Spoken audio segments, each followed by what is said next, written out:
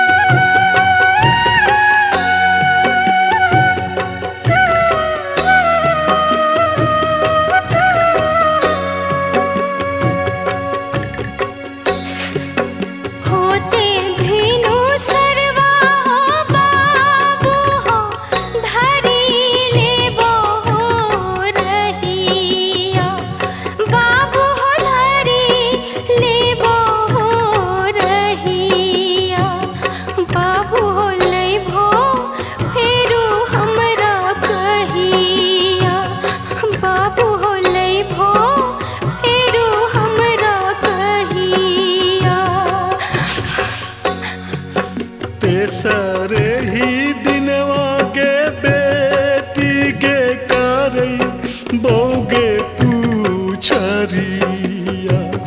बेटी गे करई बोगे पूछरिया।